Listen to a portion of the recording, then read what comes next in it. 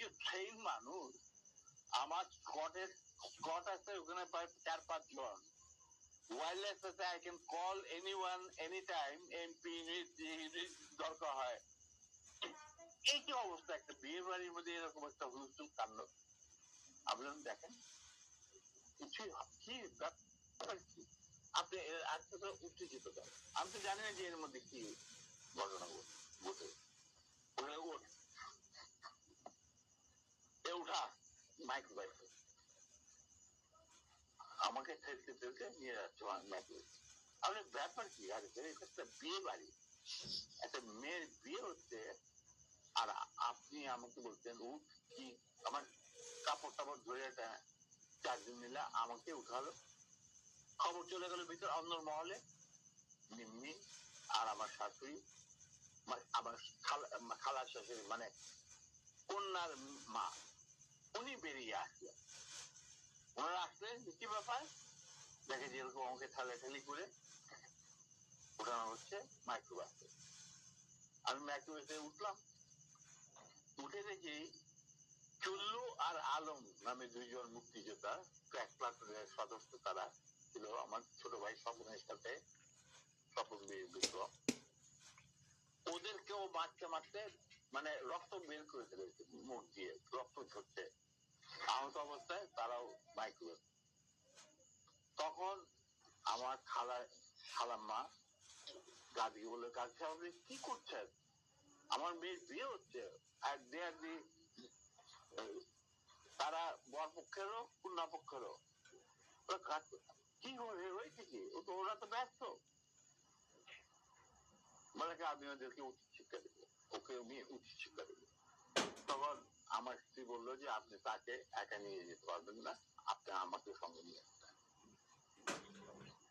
ঠিক আছে চল বলে ওরেও ধাক্কা দিয়ে উঠায় দিল মাইক্রোবাসে।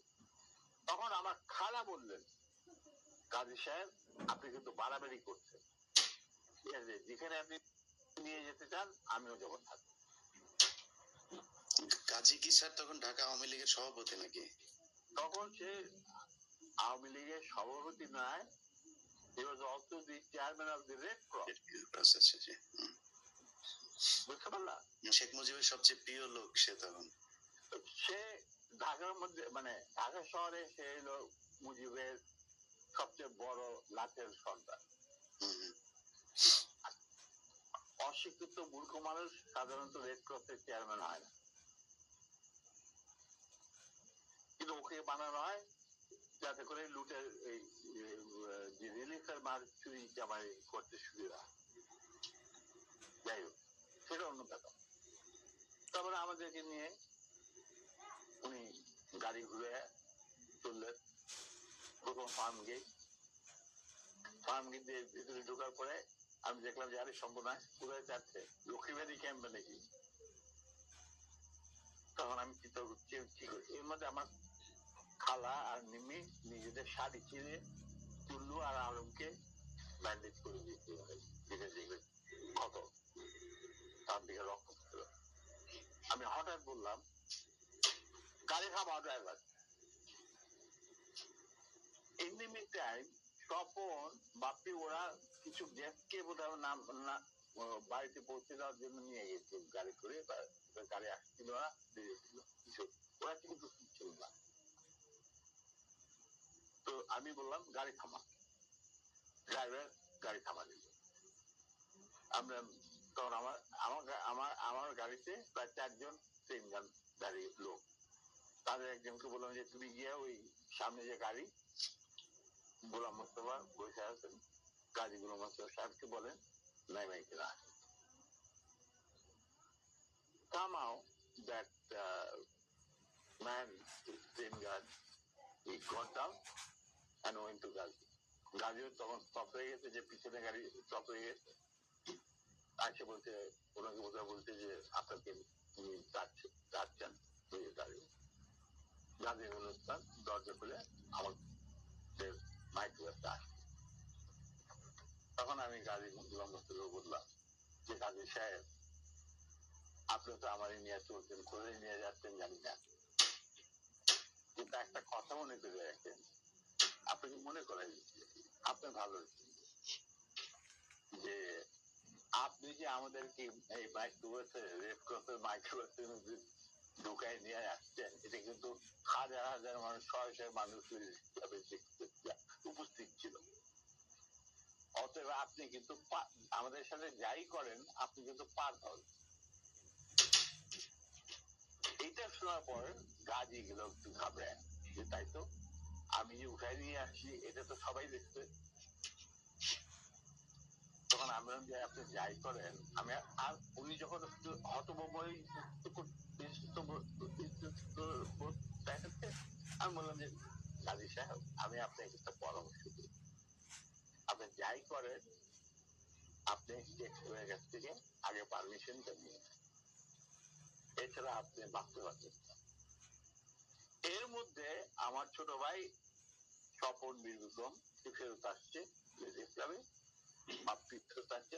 ওরা শুনলো যে এই ঘটনা ঘটছে, ওখান থেকে সোজা স্বপন চলে গেল এমপি ইউনিটে, ঢাকা ক্যান্টনমেন্টে।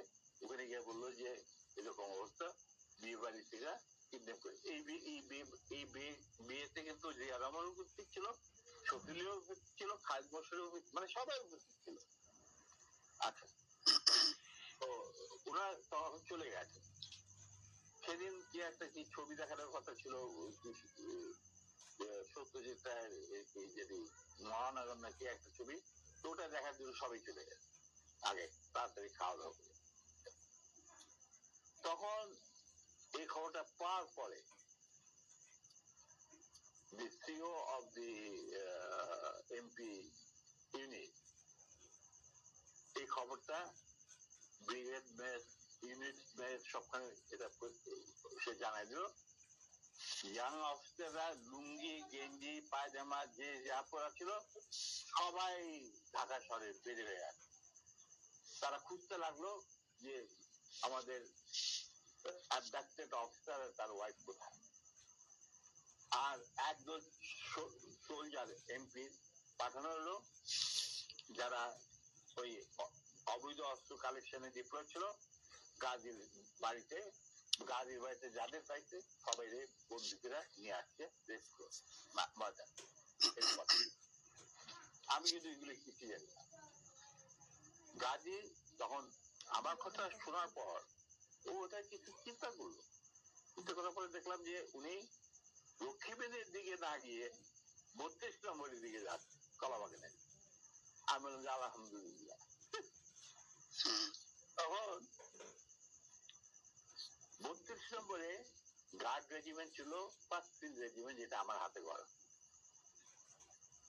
তারা গার্ড দিচ্ছিল প্রাইম মিনিস্টারের বাড়ি, আমার জানা আছে। তো গাড়ি চললো, আমরা পিছনে চললাম। আবার